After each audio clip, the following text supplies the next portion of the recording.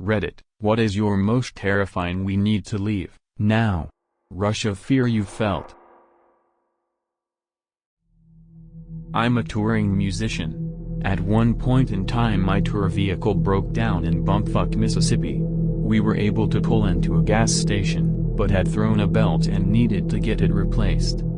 Cue a bunch of hicks helping us work on our car.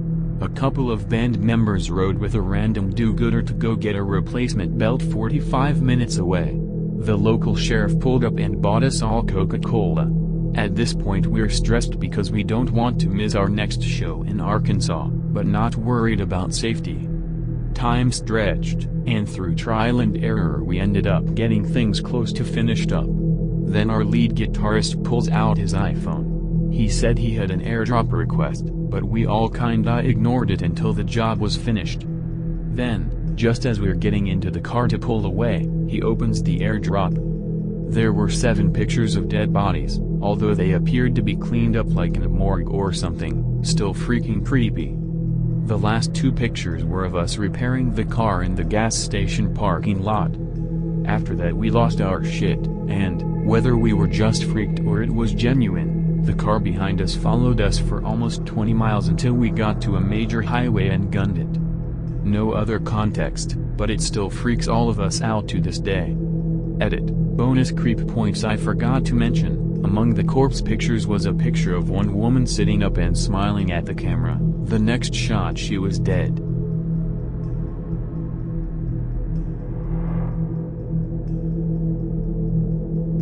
I was overseas at a competition and my friends and I left the after party. We part ways with me going my own way. Almost immediately I see a few men on the other side of the road, out the front of a bar, look up, nudge each other and say something between them.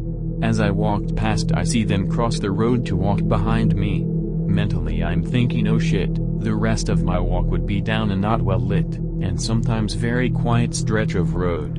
I turn down a shorter street and pick up my pace a bit, and sure enough the men follow, but I've put some more distance between us. I make the turn I was dreading and just bolt. There were a few houses here with decent gardens and I just needed to make it to one before the guys turn the corner. I make it to one of the houses. It has a giant hedge surrounding a small gate, so I lean right back into the gate and hedge.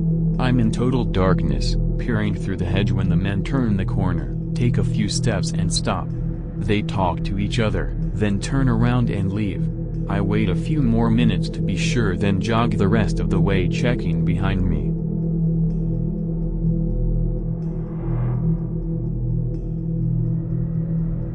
I used to do direct practice social work.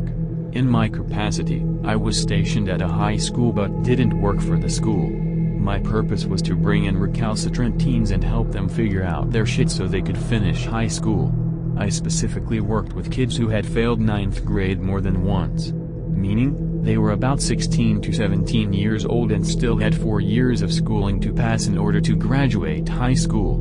Statistics show they're probably dropping out, having a terrible life, and in this area, turning to gangs/drugs/prostitution. Edit. Mainly, we helped them get GED or vocational tracks.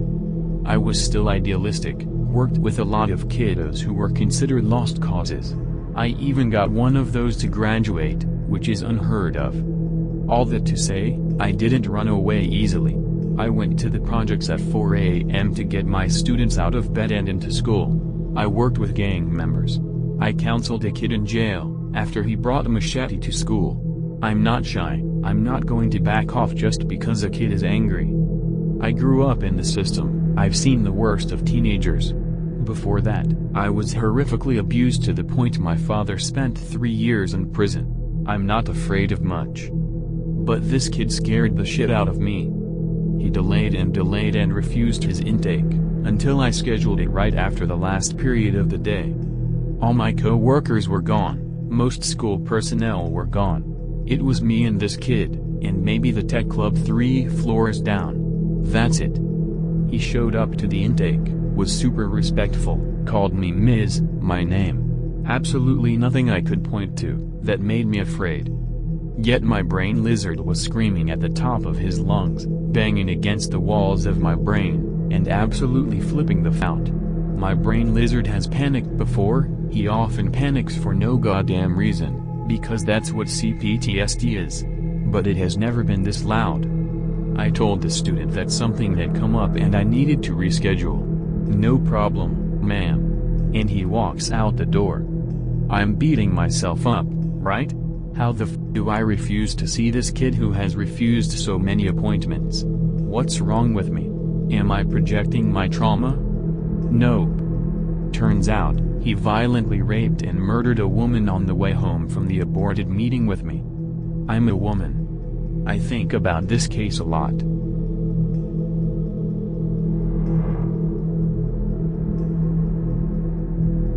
Finally, one I have a really good one for. First, I'll attach the link to the new story below. Buddy's appeal was just rejected. So I lived in one of the surrounding area towns to this major city, and it was my grade 12 year so time to turn up as we can drink at 18 in Alberta. Quick note, I was not there the night of the linked attack. The attacker, Matt, linked blow, was known for being a sketch dude but always threw pretty sweet parties, and this was relatively close to the Project X time and Jersey Shore party craze. My older brother knew a guy who knew him, so we went to his place about 2 weeks before this incident. My brother had what I call a shit magnet friend who was a super highly scouted football player, went to UBC on scholarship, and he had that punch me face to match his punch me swagger. After about 20 minutes, Matt and my brother's friends T start having the weirdest pre-fight words I've ever seen, and it keeps getting weirder. My brother's friend, T, was a freak athlete, benched 300, boxed as a hobby, etc., and we were all kinda looking forward to watching this go down and then leaving fast after, but something about the interaction was super off. I'll try and describe it. T and Matt get into it over nobody knows. T is smiling and kinda inviting a fight. Matt is calm as if you asked him the time. No panic in body position, no panic on his face, no panic in his voice. This situation simply seemed like it did not register for him. It was like he was telling a story he knew was boring. It's impossible to describe, but I worked in bars, bounced, done security in mental hospitals for Alberta Health, and I have never had someone act like this when in a conflict situation. T and him get into a weirdly calm "are we doing this kind of thing," but Matt says yeah okay sure, just give me a few minutes and I'll meet you out there. T had the single biggest ego I have ever seen on a man, but you could tell this hit him wrong. It was so off that the mood all shifted for everybody watching this altercation too. It was like T knew nobody would judge him for walking away cause we all understood he was wanting to hurt him. Not beat him up, not kick his ass, but hurt him.